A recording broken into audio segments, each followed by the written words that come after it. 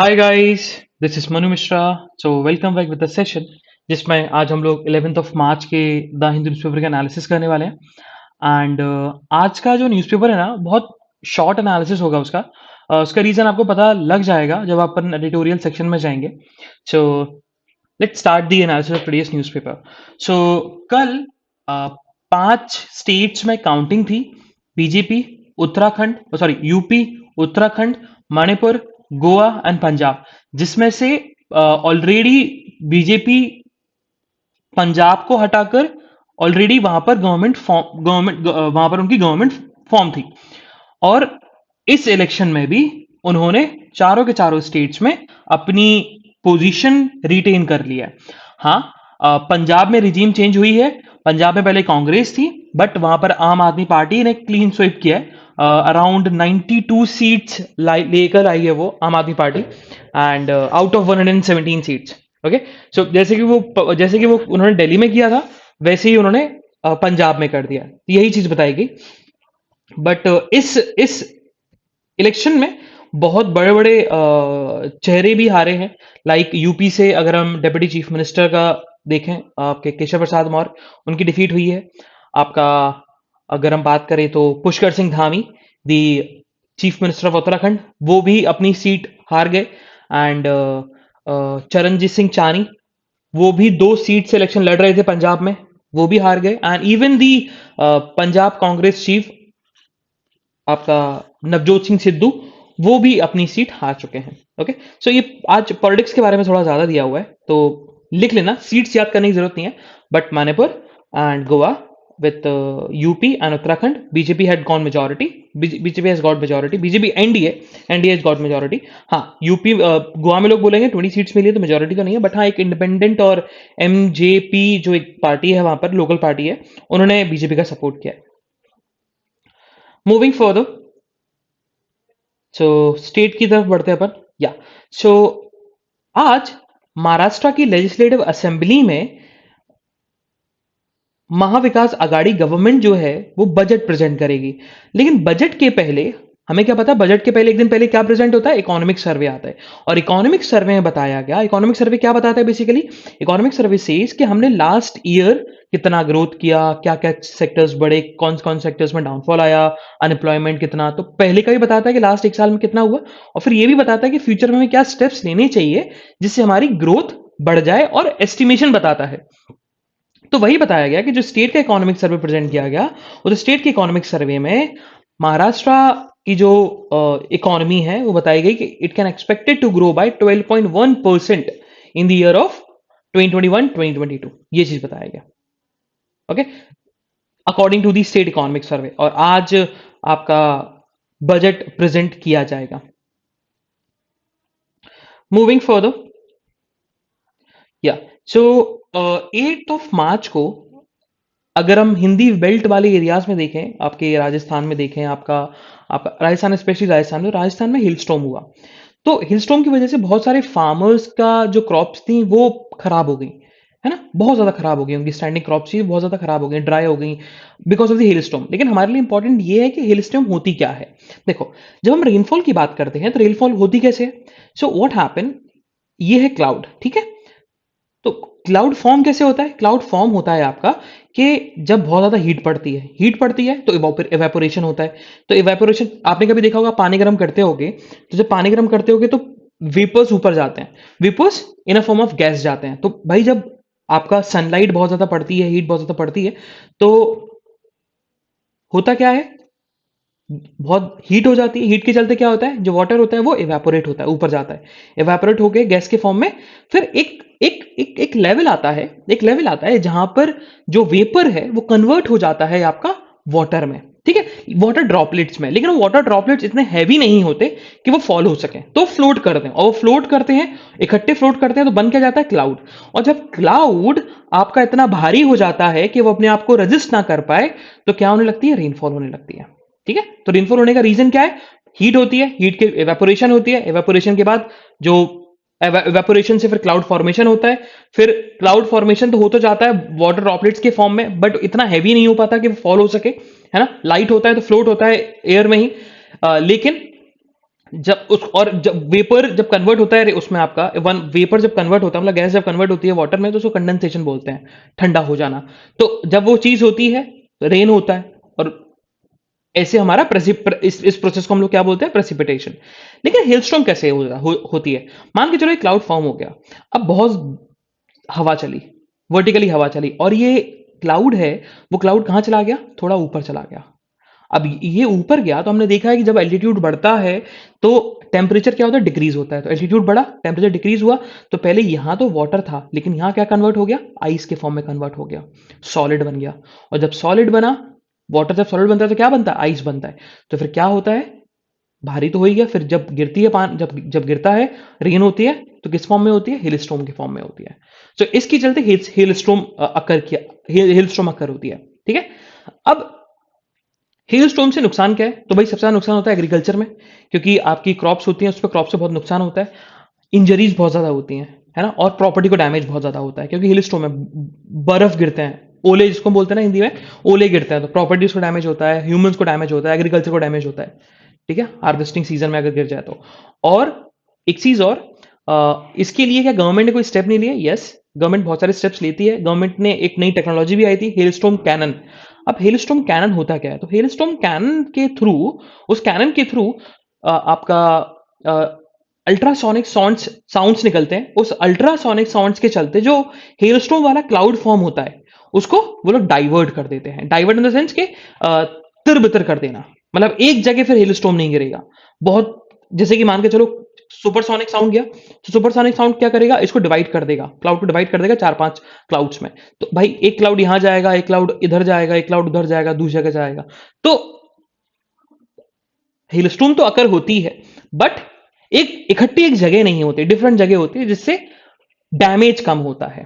ठीक है, तो एक ये है। तो हिलस्टॉर्म कैनन अभी गवर्नमेंट यूज करना स्टार्ट करेगी, बट उसके लिए हमारे पास डेटा होना चाहिए, मेट्रोलॉजिकल डेटा होना चाहिए कि हिलस्टॉर्म अकर कब होगी कब नहीं होगी। हाँ, पूरा परफेक्ट डेटा होना चाहिए।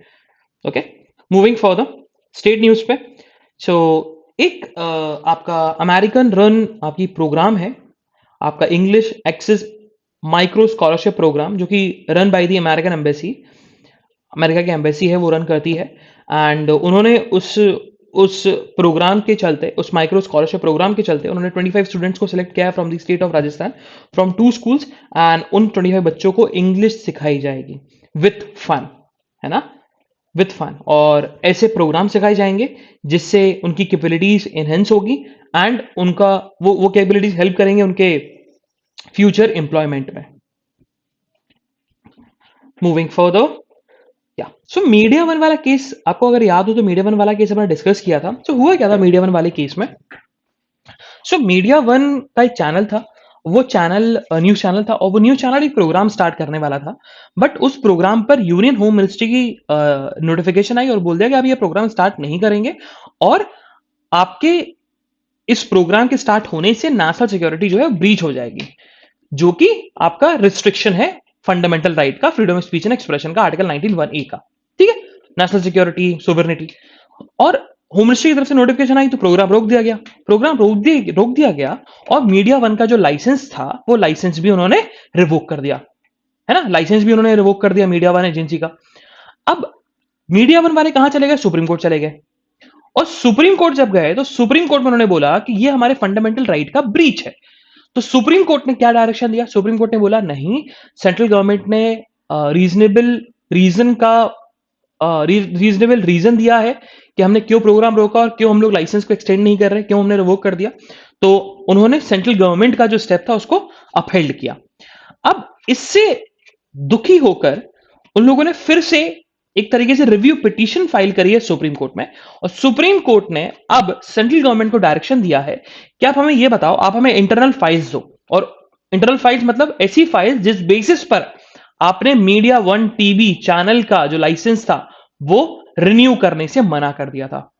जो फाइल होगा उसमें रीजन लिखे होंगे कि हमने मीडिया वन टीवी चैनल का लाइसेंस इस रीजन की वजह से, बिकॉज ये स्टेप्स लिए थे, आपने कोई फाइल बनाई होगी, वो फाइल आप हमें प्रेजेंट करो। ये सुप्रीम कोर्ट ने डायरेक्शन दिया है to the central government.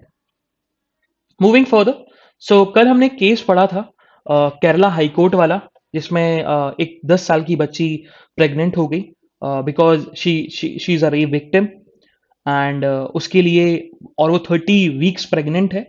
And हमारे इंडिया में जो लेजिस्लेटिव है प्रेगनेंसी को लेकर, प्रेगनेंसी ऑफ अबॉर्शन को लेकर, अबॉर्शन ऑफ प्रेगनेंसी को लेकर, सॉरी, वो 24 वीक्स तक परमिट करता है, बट कैन बी एक्सटेंडेड अगर कोई एक्सेप्शनल केसेस हो, लाइक रेप विक्टिम हो या माइनर चाइल्ड हो। तो ये माइनर चाइल्ड भी है और रेप विक्टिम भी है, लेकिन आपको कोर्ट से परमिशन लेनी पड़ेगी। फाइनली केरला हाईकोर्ट ने परमिशन दे दी है टू दी विक्टिम कि वो अबॉर्शन करा सकती है। बट मेडिकल एक्सपर्ट्स का ये कहना है कि 80% चांस है कि हम बेबी को बचा सकते हैं। ठीक है, सो अब क्योंकि बहुत यंग है वो, है ना, तो चाइल्ड बेयर नहीं कर सकती 10 साल की बच्ची। So because of this court ने डायरेक्शन दिया है कि आपको बहुत सेफ्टी के साथ ये स्टेप लेना है। मूविंग फर्दर, सो हाई हुआ क्या, एक केस चल रहा था, एक केस था जिसमें रेप का केस था, बॉय एक्यूज था, है ना, रेप के ऊपर रेप का चार्जेस लगे थे उसके ऊपर, रेप का एक्यूजेशन था उसके ऊपर। बट वो एक स्टूडेंट भी था एंड बीकॉम का एग्जाम देना चाहता था। लेकिन जब आपके ऊपर केस फाइल हो जाता है ना, तो आपके ऊपर रिस्ट्रिक्शंस लग जाती हैं कि आप यहाँ नहीं जा सकते, वहां नहीं जा सकते, आपको प्रिजन में भी रखा जाता है, क्योंकि भाई रेप है, नॉन बेलेबल ऑफेंस से बेल भी नहीं मिलती, है ना, क्योंकि आप विक्टिम के साथ छेड़छाड़ कर सकते हो, विक्टिम को रोक सकते हो उसको केस फाइल करने से, तो इससे नॉन बेलेबल ऑफेंस होता है। अब हुआ क्या, कर्नाटका हाईकोर्ट ने एक डिसीजन लिया। कर्नाटका हाईकोर्ट ने बोला कि देखो वो लड़का 19 साल का है और अभी उस पे चार्जेस प्रूव नहीं हुए, कन्विक्ट नहीं हुआ वो, अभी एक्यूज है, ट्रायल चल रहा है और उसके एग्जाम्स आ गए हैं बीकॉम के। So Kerala high court has given the permission to the boy, to the rape accused, कि वो एग्जाम्स लिख सकता है अपने बीकॉम के। ठीक है, परमिशन मिल चुकी है। ये स्टेप ठीक है ना, रीजन बीइंग क्योंकि कभी कभी फॉल्स केसेस फाइल्स होते हैं और उस फॉल्स केसेस की चलते आपको ऑलरेडी जेल के अंदर हो, आपको ऑलरेडी परेशानी झेलनी पड़ रही है और ऊपर से आपका फ्यूचर भी खराब हो सकता है। ठीक है, because of this is a welcoming step from the judiciary. Moving further, या सो एडिटोरियल देखो, पूरा इलेक्शन 5 स्टेट पोल्स नहीं पढ़ना है, विनिंग फॉर्मूला बिल्कुल नहीं पढ़ना है, again this political phenomena elections को लेकर लेकिन रिजल्ट आया नहीं पढ़ना है, and this page is also about assembly polls. Skip करो, स्किप, अगेन स्किप। ठीक है, अगेन, या so on the national news, finally on the national news, ये भी पॉलिटिक्स से रिलेटेड है। बट हुआ क्या, after winning the 4 states, prime minister Modi ने स्पीच दी और उन्होंने स्पीच में यही बोला गया कि पीपल जो है उन्होंने चूज किया है डेवलपमेंट को ओवर कास्ट। तो बेसिकली ये यूपी को लेकर बोल रहे थे, यूपी में कास्ट बेस्ड इलेक्शंस बहुत ज्यादा होती है, बहुत ज्यादा पॉलिटिक्स होती है कास्ट बेस्ड। उन्होंने बोला कि लोगों ने चूज किया है आपका डेवलपमेंट वाला path overcast. Moving further, so Pakistan की तरफ से एलिगेशन लगा है कि सरफेस टू सरफेस मिसाइल आई थी इंडिया की तरफ से, एंड वो इन पाकिस्तान की टेरिटरी में आई, पाकिस्तान के खनेवल डिस्ट्रिक्ट में आई, उधर गिरी, एंड उसके डैब्रिशेस के चलते लोगों की प्रॉपर्टी डैमेज हुआ है। हाँ, कोई किसी का जान नहीं गई है, कोई फिजिकल इंजरी नहीं हुई, बट प्रॉपर्टी डैमेज हुई है सिविलियंस की। That's what Pakistan military has stated कि इंडियन मिसाइल के चलते हमारा जो प्रॉपर्टी डैमेज हुआ है और उन्होंने एयर स्पेस को भी ब्रीच किया है। मूविंग फर्दर, सो इंडिया और जापान की जो आर्मी एक्सरसाइज थी वो कंप्लीट हो चुकी है, कंक्लूड हो चुकी है। उसका नाम जरूर लिख लेना, इंडिया और जापान की जो बाइलेटरल एक्सरसाइज है वो कौन सी है, धर्म गार्जियन। ठीक है, धर्म गार्जियन, वो फाइनली कंक्लूड हो चुकी है। मूविंग, अच्छा एक जगह ये चीज और लिखना है कहां हो रही थी, तो दिस हैपेंड इन दी पोखरन। तो पोखरन हमारे लिए बहुत इंपॉर्टेंस रखता है हमारे इंडिया आफ्टर इंडिपेंडेंस हिस्ट्री को लेकर, क्योंकि वहां पर न्यूक्लियर टेस्ट हुए हैं। ठीक है, मूविंग फर्दर, अच्छा ये पीओके नहीं लिखा, पोखरन लिखा है। ओके,